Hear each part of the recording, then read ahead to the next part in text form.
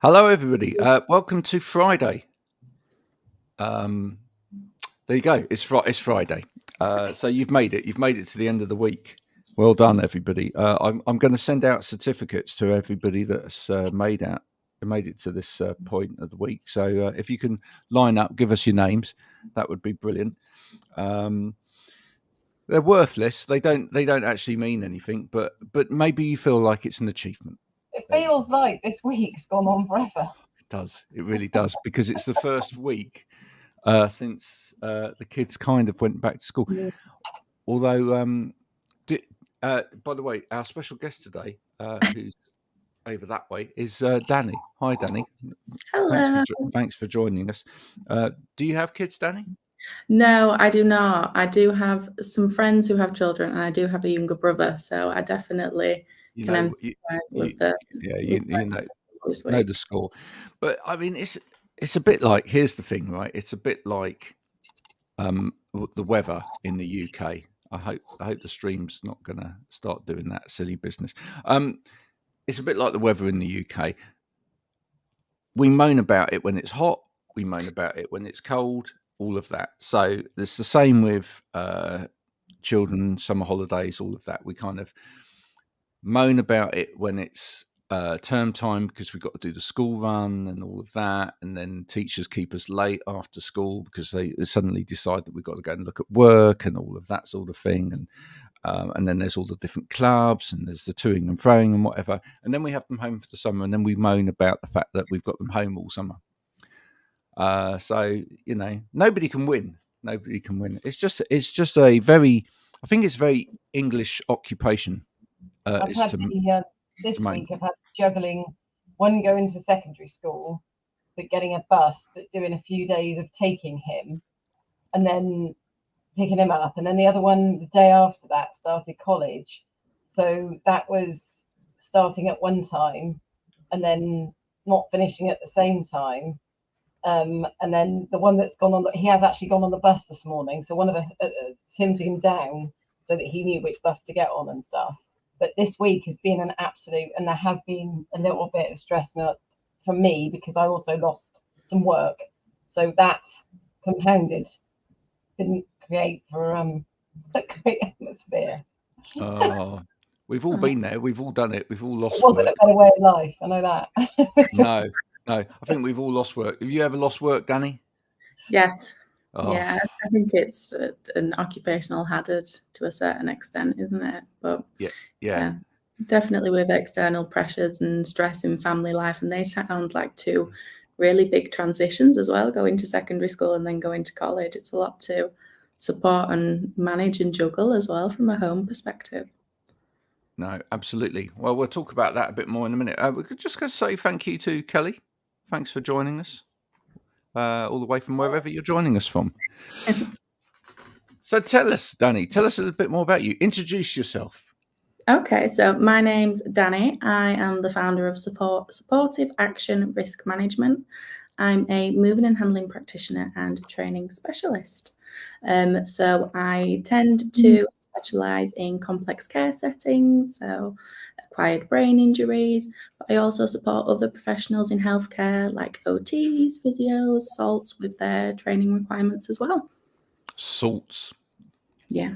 Yeah, you see, now you see you've used an acronym, and what we've got to do, because this show is completely inclusive, now you need to tell everybody what that acronym means, because otherwise there'll be people out there that go, what, SALTs?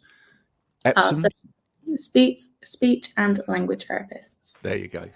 See, that was in a meeting once. I think I said this before. I was in a meeting at work once. So I worked at a college teaching teachers for students with those disabilities.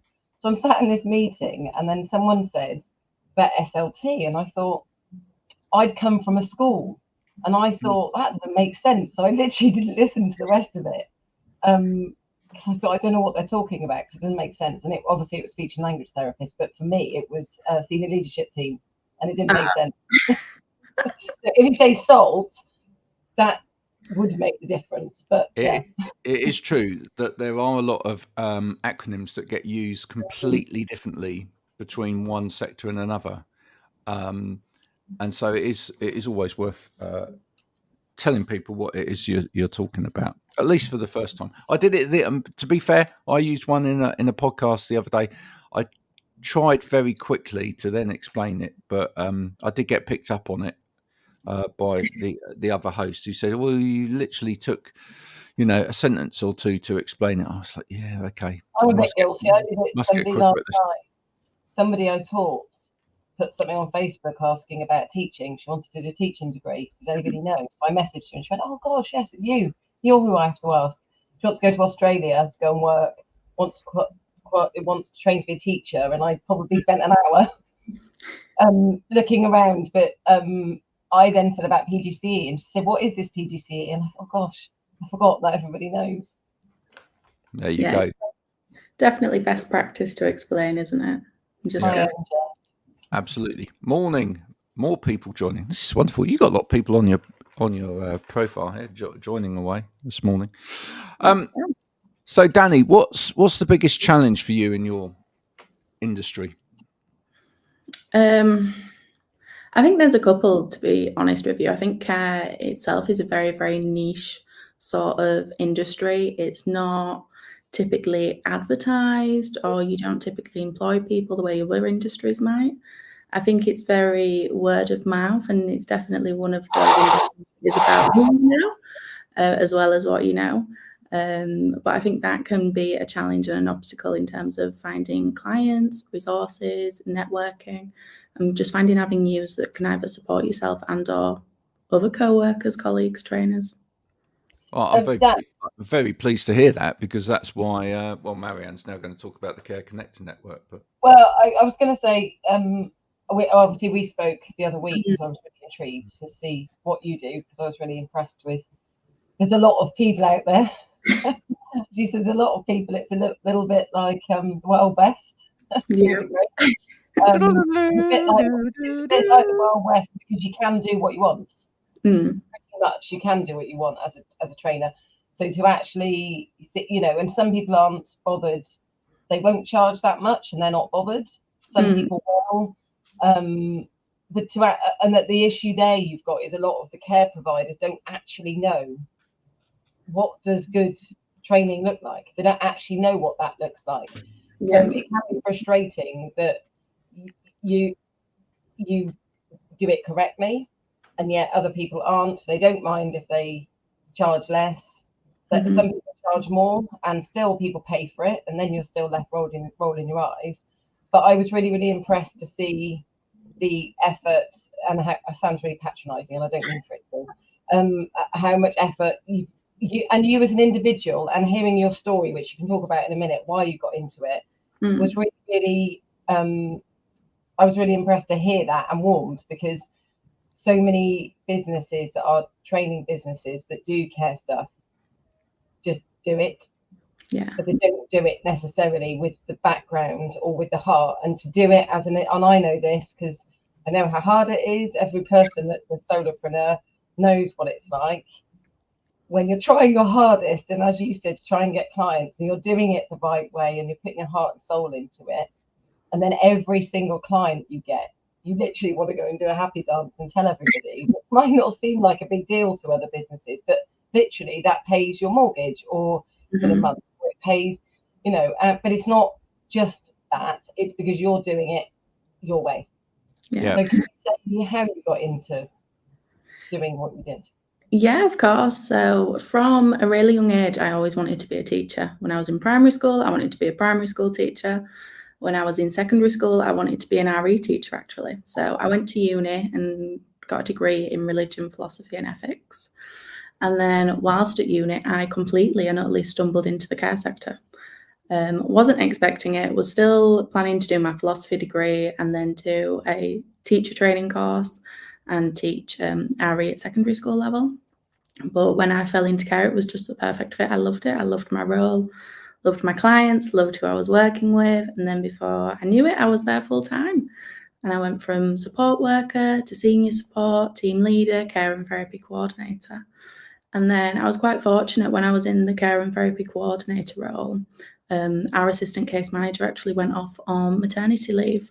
So I just naturally started to take over some of the case management responsibilities. And then I was lucky enough to be offered a role in a case management company, which was wonderful. And then we discussed a lot about what my transition into case management would look like.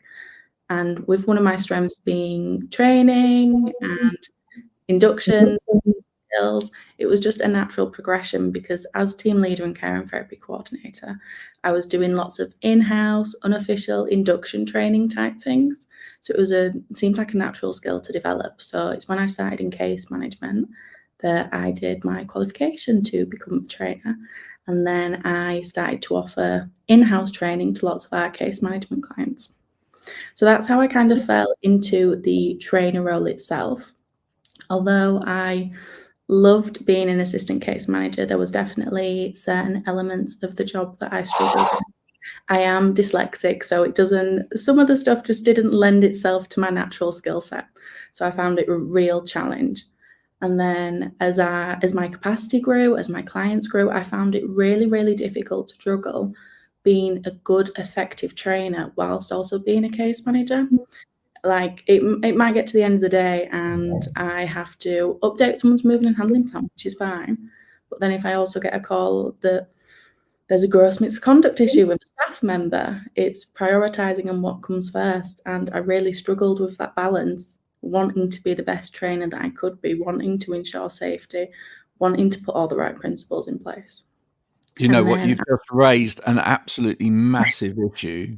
Sorry to interrupt you, but you have just raised an absolutely massive issue across most sectors, which is people actually being given, and I think this is something we need to start looking at, right? Businesses need to start looking at giving people too many hats, as opposed to letting them really focus in on specific things that they're really great at, right? Yeah. And it might be because of that is one of the reasons why we've seen so many people leave organizations to set up on their own, because they know that they need to focus in on the one thing. And when I say one thing, because there's lots of elements to that one thing, but the one thing that they're really, really good at. And this is going to really start changing the landscape of work, full stop, because what it means is, as more and more people do that and they leave organizations, either organizations are going to have to change their company culture and their company structure to be different, or what they're going to do is they're going to outsource. And we're not going to see the bums on seats in offices anymore. And then that's going to have a knock-on effect to, sort of estate capital and all of that sort of thing as well. And then that has an effect on high streets and whatever that have supported like big businesses sat in towers everywhere. So yeah, it's a really, I've found that really interesting what you said there. End up not really doing anything. For me as a teacher, that's why part of the reason for me why I didn't want to. I mean, I never actually started out. I started out training carers. That's why I did my PPCE. Then worked with young people with behavioural problems and all sorts of stuff. And I kind of stumbled across teaching in the school, but I soon realised that this isn't. It was very much just teach them to get through. Yeah. But the other side of it was, and I see it so much now, that there's so many things that people say, oh, teachers should be doing that, teachers should be doing that, teachers should be doing that and that and that. And you think, I don't quite know when these teachers are supposed to actually teach the subject. I saw somebody on LinkedIn the other day saying about how difficult it was juggling the school holidays, and were they too long? I do think that summer holidays are too long, to be quite honest, but, from a teacher and a parent. And then they were saying about inset days and what pain they are. And I said, but when do you think teachers are actually supposed to train?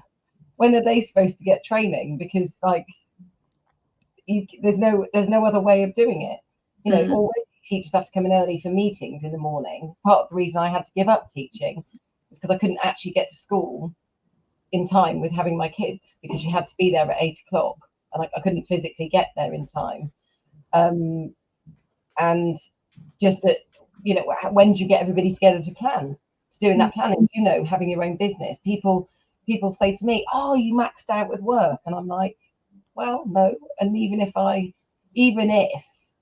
had loads and loads of people waiting at the door for work, I still wouldn't want to be working every day, because there is that other side of having a training business, which is the making sure that you've done all your admin, all those kind of things that people don't see. And that's the difference between people that do it well. I mean, I saw that you commented on something that I tagged you in last night. It was the equipment for turning somebody. Oh, yes. As Derek, you have to speak to Derek, he's great. But it's those kind of things that if you're going to stay up to date, you have to have training yourself. Yeah. And people kind of forget that when you've got your own business, it isn't just about.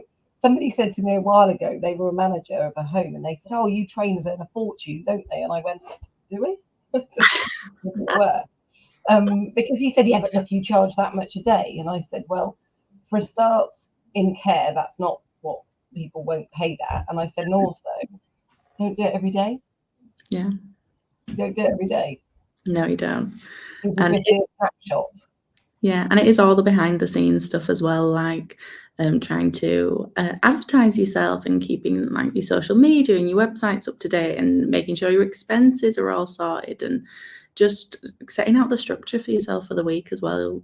It's still important to try and achieve that work-life balance strike. And it's just, there's so much behind it that people just don't see.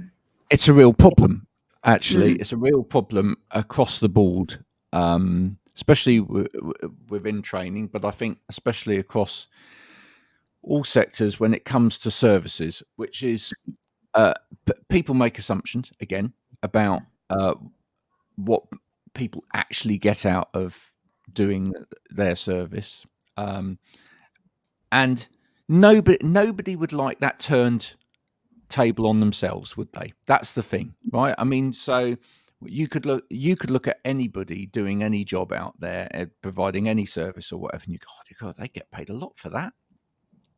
Look at them getting paid a lot for that, when without actually really knowing what it is that they do. Of course, there are exceptions to the rule. I mean, there are some people that do social media training and whatever that get paid far too much money for doing absolutely nothing.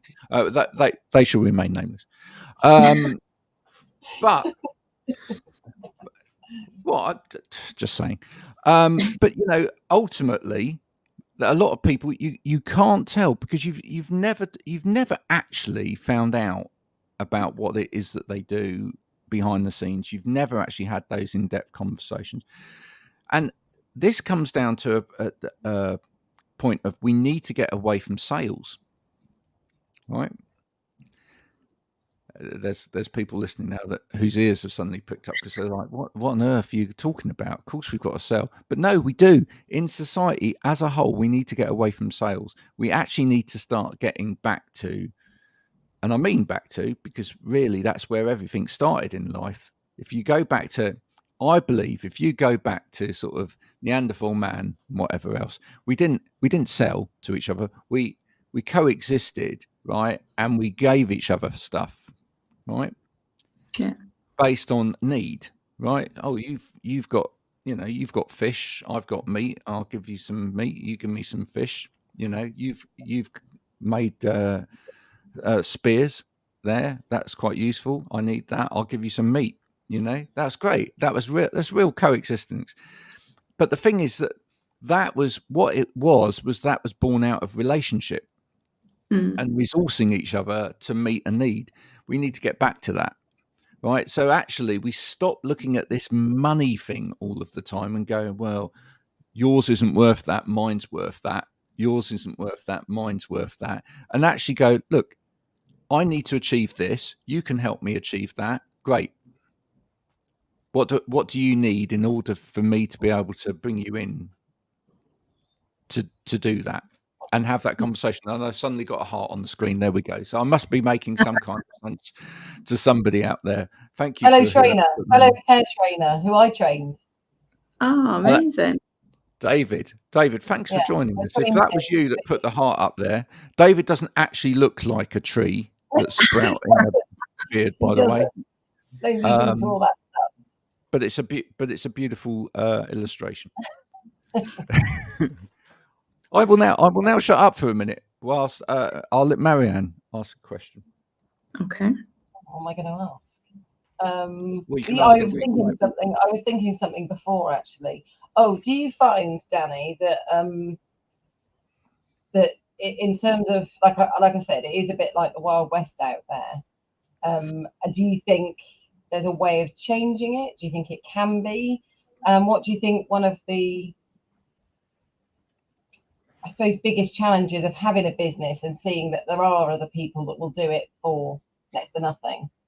I think it comes down to the actual guidelines that are there in terms of what's required for training and what's required specifically for care. I know obviously most care sectors are regulated by CQC, but even the guidance that they can put out sometimes is limited. What do you actually need to be a trainer? What qualifications? I know there are some people training out there who might not have certain qualifications or certain top-ups in order to train on certain things. So I definitely think it would benefit from some sort of regulation and guidance and requirements, because I think as well some people don't know what they need. I think that is guidance.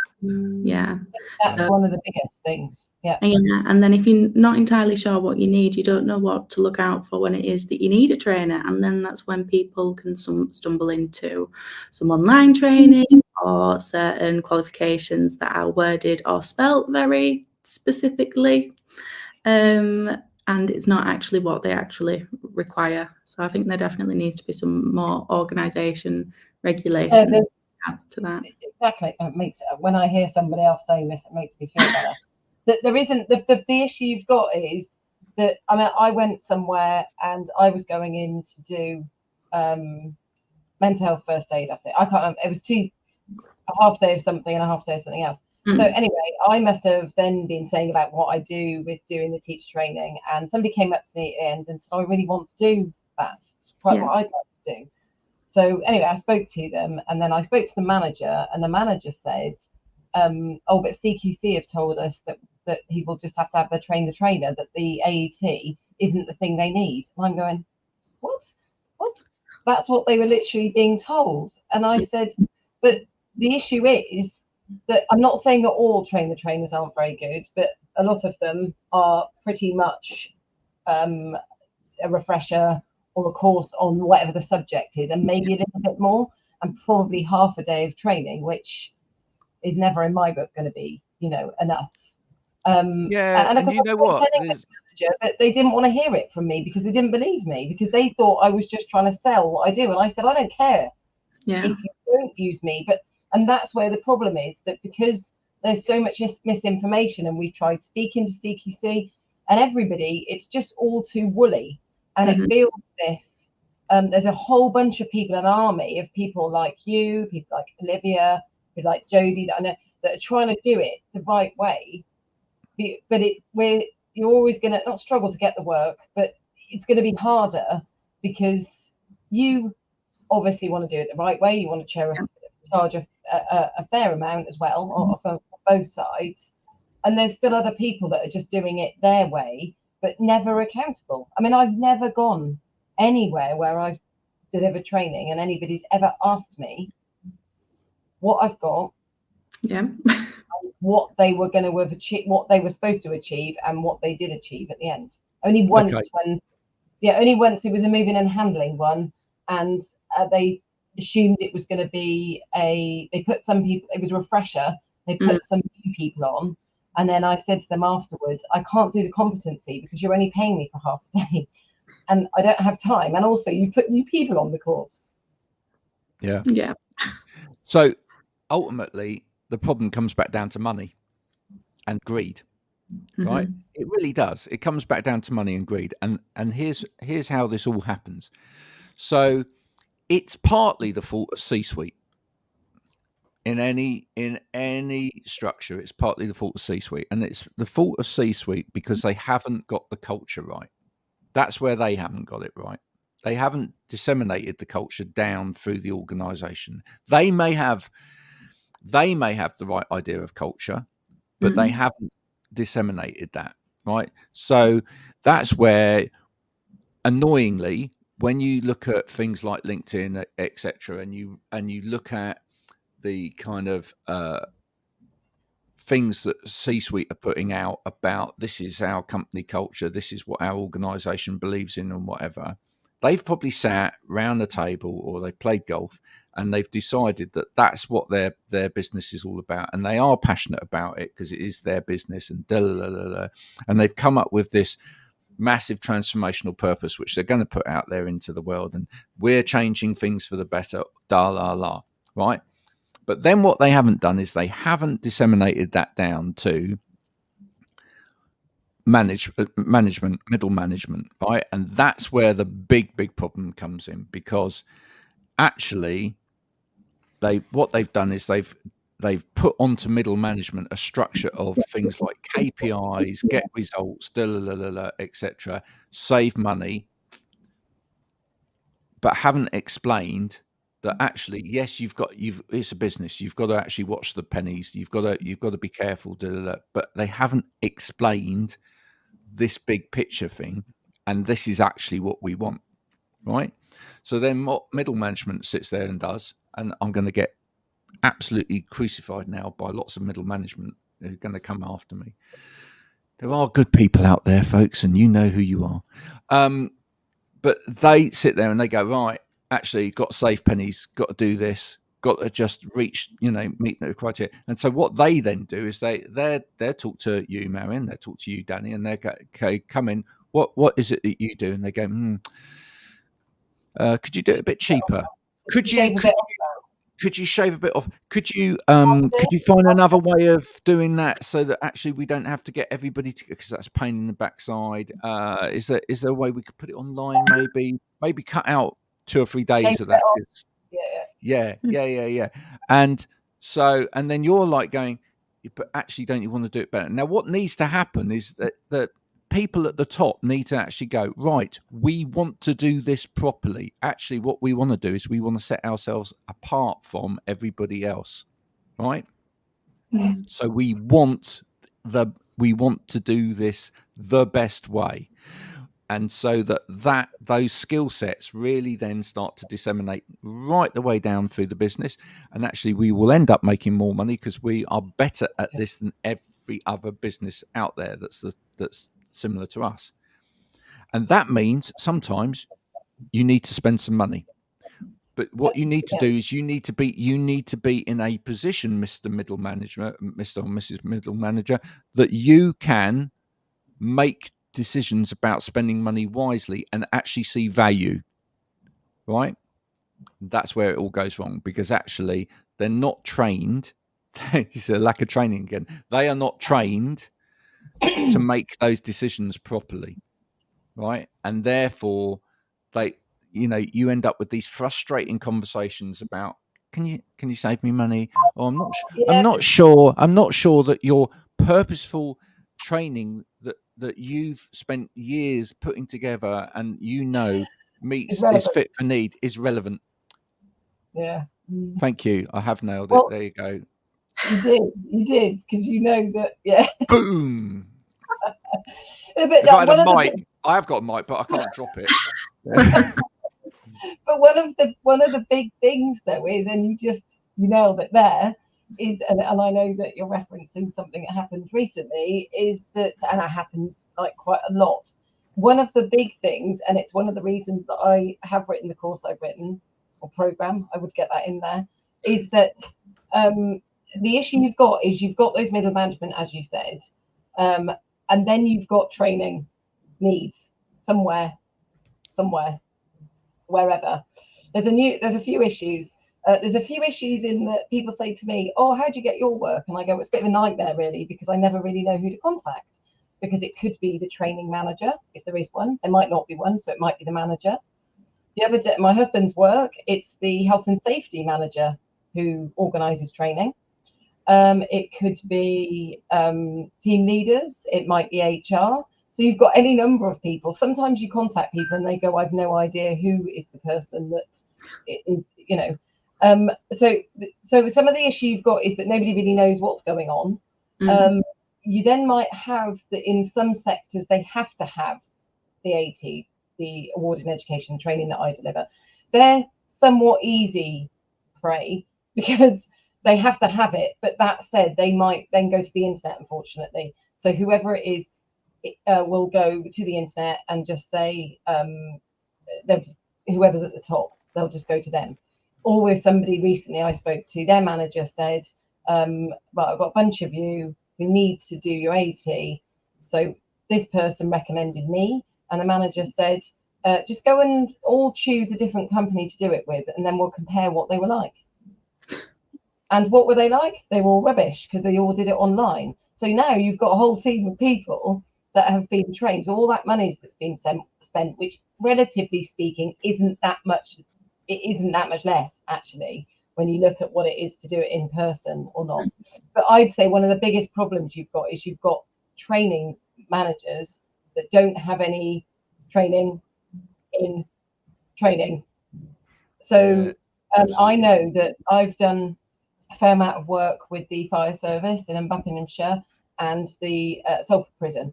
And both of them, so normally I would like to do the course I deliver in 5 days ideally, 4 in a somewhat ideal world, but it's 3. Why is it 3? Because all the other companies do it in 3. So you can try as you might to sell it for 4, but I know full well that people are going to look and go, I can do it for 3 over there. But what I have seen is that when I did it for the fire service, the guy who I'd met on a course, he's got a PGCE, and he then understood the value of what I do, and straight off he said, I've told the grown-ups, that's the people in charge at the top, that so they basically were getting me in to teach a whole load of their trainers, and it was going to save a lot of money, because if they went direct to the manufacturer for the equipment that they were going to train on, it was £3,000 per day per person. So they booked me for 5 days, not 3, not 4, but 5. And he put the case forward to say, this is why I want it. Then when I go to the prison, they said, how long do you want, Marianne? I'm going, oh, 4 days, please. But that's because it was the person that's in charge, that's the manager for training was deputy head teacher, so she knows. And I see it time and time again. Whenever you get somebody who actually has a background in educational training, another company, he sought me out, wanted me. Then it went to what's it called? Tender. I had to put a case forward, and then I didn't get the work. The guy was furious, and he said, I'm so sorry. And I said, well, and that's just time and time again. So what's happening is, and that's part of the reason why I wrote the program I wrote, because you may get people that have started off as a trainer, they may have done their AT, and then they get promoted to be a training manager. Well, that's a whole world away. If you're going to do the job right, that's a whole world away, because your AT may have been good, and you may have been taught to do, I go over and above. I sort of then talk about how you write whole programs and that kind of stuff. But if you then go up to the next level, training needs analysis, all those kind of things, where's someone learning how to do that? They're not probably. Well, they can now with me, but they're probably not. And so all that's happening is the training needs of that company, just nobody's really knows what they're doing. From my experience. Is this resonating with you, Danny? Yeah, it is. It's resonating on lots of different points, really. I think it's definitely true, but there's the requirements out there. They can be so misleading at times. And it does take that change of perspective to want to go above and beyond, and it does take the funds to be able to do so, to actually put effective training in place. So when there are the options that are cheaper, the options that are easier, the options that are online, or people can do it in their own time, so everyone doesn't have to get together, people will unfortunately naturally gravitate towards these options because it seems easier at the time, as opposed to being more effective and more beneficial in the long run.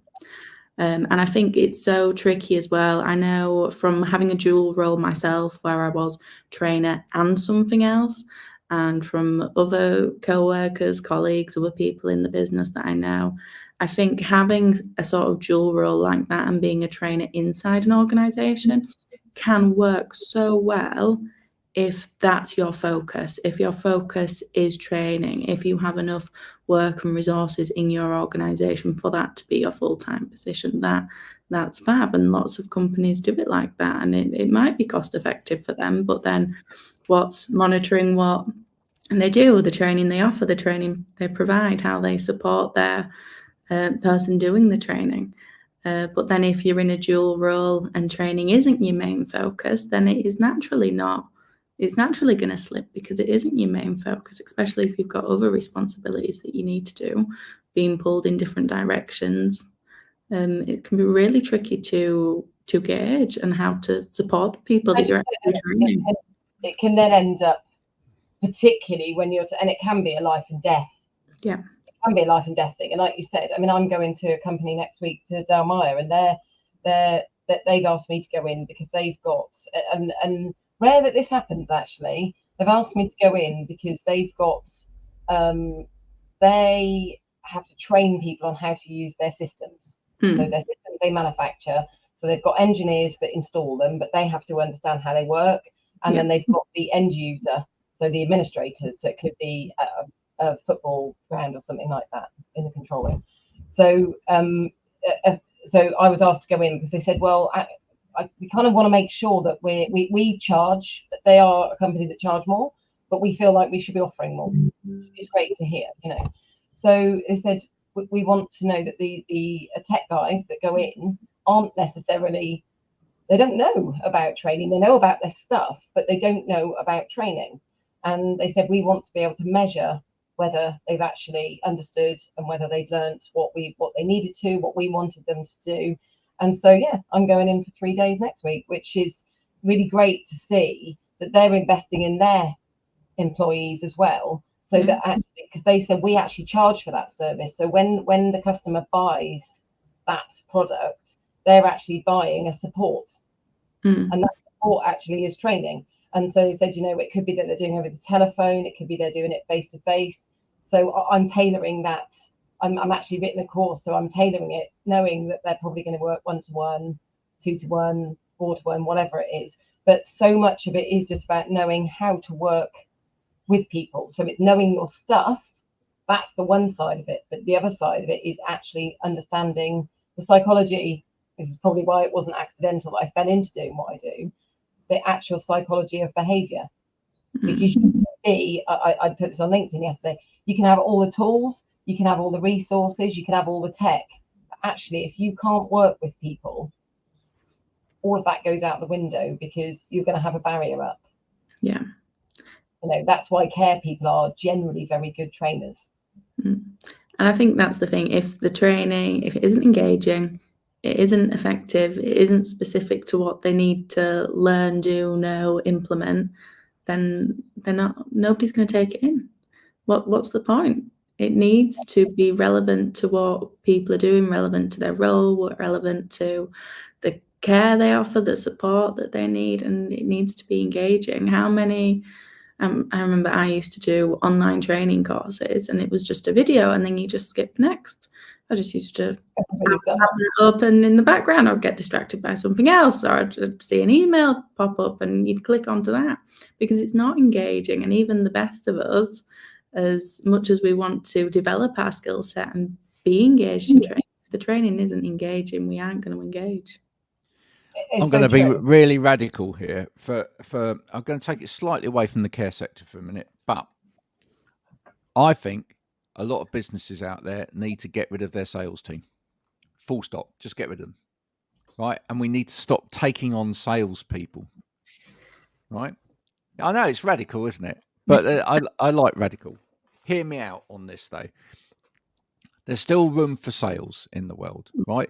But actually, for a lot of commodity products, etc., which are really easy to sell because you either need them or you don't need them and whatever, you know, I need something to wash my clothes with. I'm going to pick some detergent or whatever that actually works to wash my clothes, and I'm going to pick the one that's at the right price in the supermarket that you know doesn't bring me out in hives, and also that I like the advert on the telly. Right, it's a really simple process or whatever. I actually don't need a salesperson for that.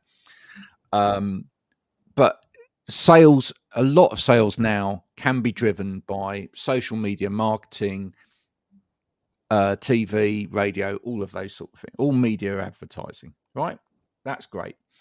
Yes, we need salespeople at sort of, again, sort of a very kind of quick transactional level. You know, if you're walking down the road and you know, you're looking at fast food places or whatever, you actually, the salesperson is also the person that's going to actually probably cook you your burger, right? Because actually, if they go hot food, anybody, that they're making a sale. So we're never going to get completely away from sales. However, right, all of these people that have quite complex businesses, you know, it needs to involve, you know, walking through a process with clients, etc., etc. So what they do, they employ salespeople, and what we see still to this day is this kind of merry dance going on, where it's like the salesperson will turn up, have a cup of coffee, bring a bar of chocolate, whatever. You know, it's like, oh, I'm not interested in that. Okay, well, I'll see you again next month. So you're wasting your money. You are completely wasting your money.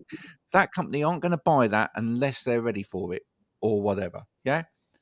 What you need is to put people in your business that can educate, right? And therefore you need to invest in training. You need to put people in your business that can educate, so that actually, and then what you need to do is just start talking to people out there that are potential customers and go, can we walk together on this? Can we find out what it is that you need? And, you know, we will just see if we can help you. And, but let's do it through proper education, training, understanding the problem properly, and not turning up with a box of chocolates and, you know, a 5-pack every so often. But when we, with the Care Connector network, when numerous times I've gone to the shows, to the care shows, and you've got all these stands, and I remember this one time, Dave's watching. I think Dave was by me actually. So we're walking along to this particular company. I won't say which one it was, and I said to them. I think they must have said, what is it you wanted or something. I said, well, actually, I'm not buying and I'm not selling, because actually I was asking them if they wanted to come into our network, so that that's a platform where people can then educate people about what they do, so that the person that the care provider will then learn about what they do, and they're more likely to choose them. And the guy completely looked over my head. He literally looked over my head and looked over my shoulder. Another guy I went to, I was asking about his product. He said, what do you do? And because he couldn't see that he wasn't selling me anything. But actually, I was giving him the opportunity to join a network where he would be able to arguably sell, but sell in an education way. So quite often people come into the network, and after a little while they go, I haven't got anything from this. Can I, you know, it's a waste of money or whatever. Okay, well, what have you been doing to be able to, you know, generate those sales?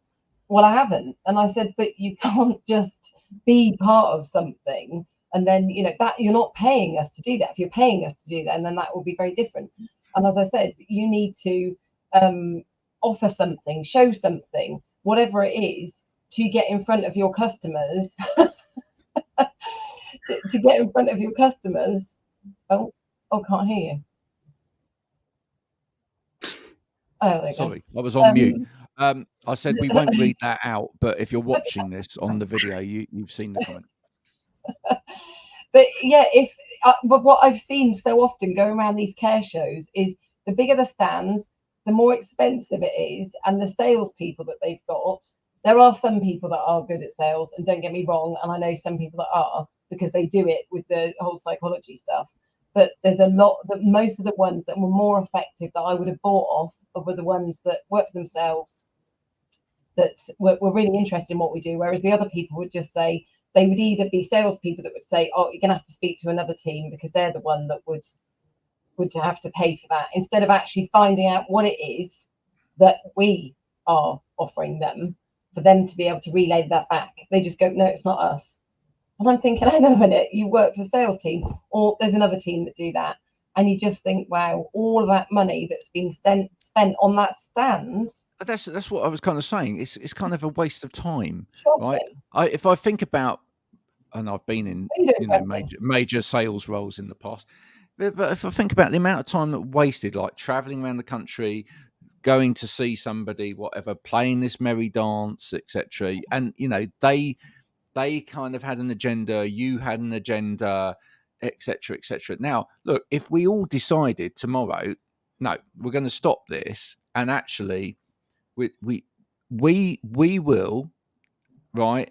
We will tell people what our issues are, right?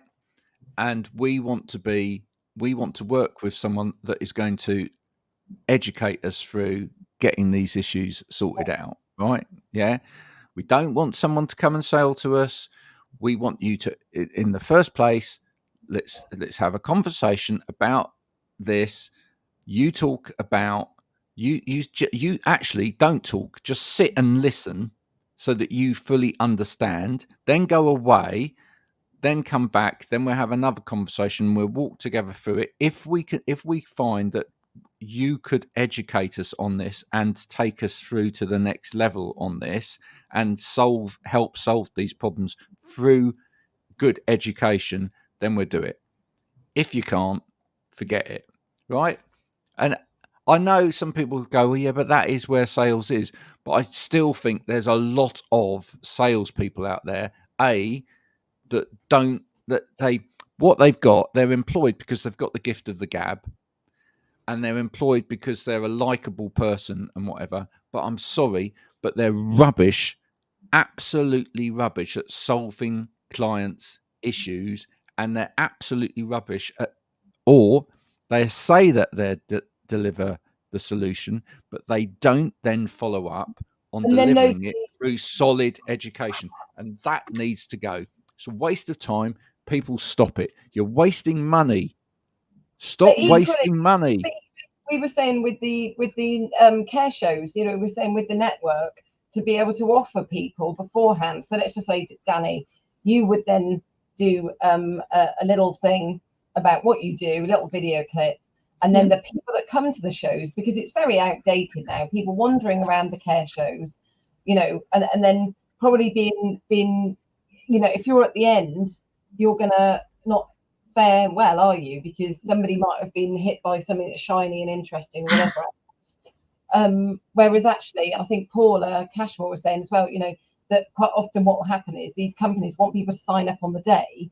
That person's then tied into it, and they may be able to get out of it, but they can't actually get out of it because the actual cost of the whole process of getting out of it is just too much. So they're left with a system or something that doesn't actually work.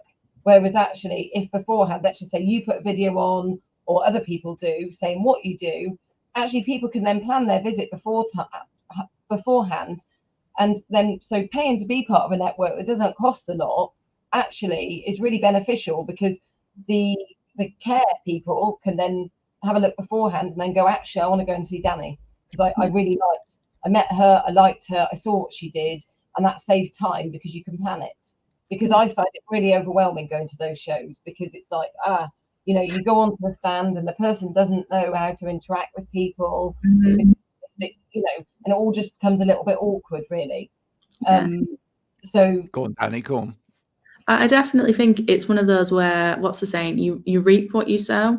So whatever you put into it, you will get back. So if you're going around and you are educating people as opposed to selling people, A, chances are you're going to be better at solving the problems, and B, chances are you're going to save your time as well, because your customer either is going to go around and go, well, actually, it's not going to solve my problems. It's not for me. And you can stop wasting your time and go target or go look for someone else in terms of selling your product.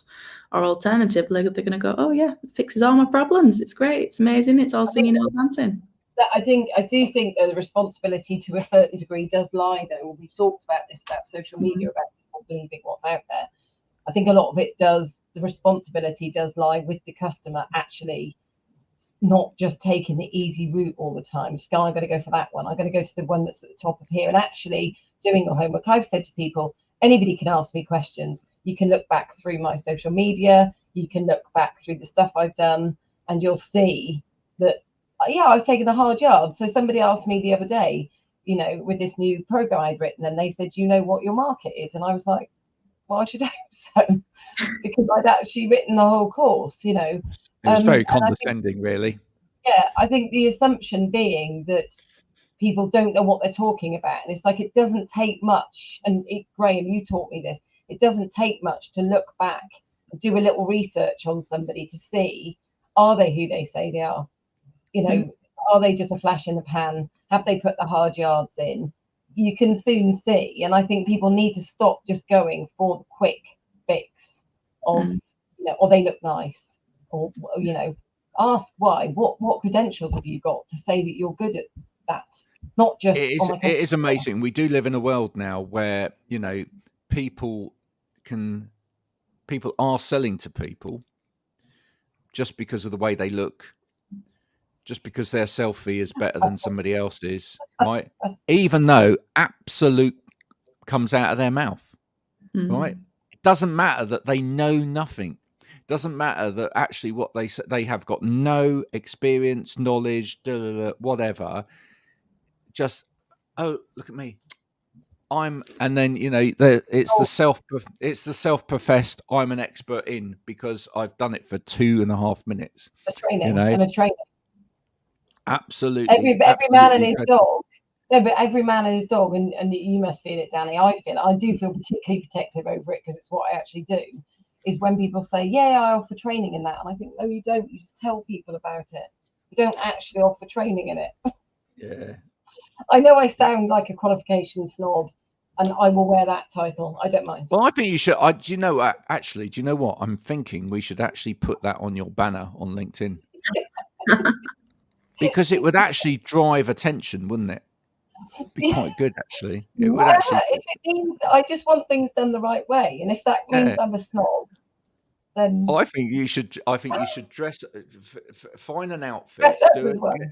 Yeah, get a little photo. Maybe I think you need like a feather duster or so. I don't know what it would be, something like that.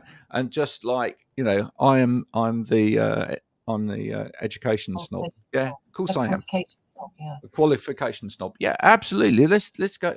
Oh yes, that's what you need. You need a multiple, really, and you know. Yeah, it's called standards. That's all it's called. Danny, thank you so much for joining us today.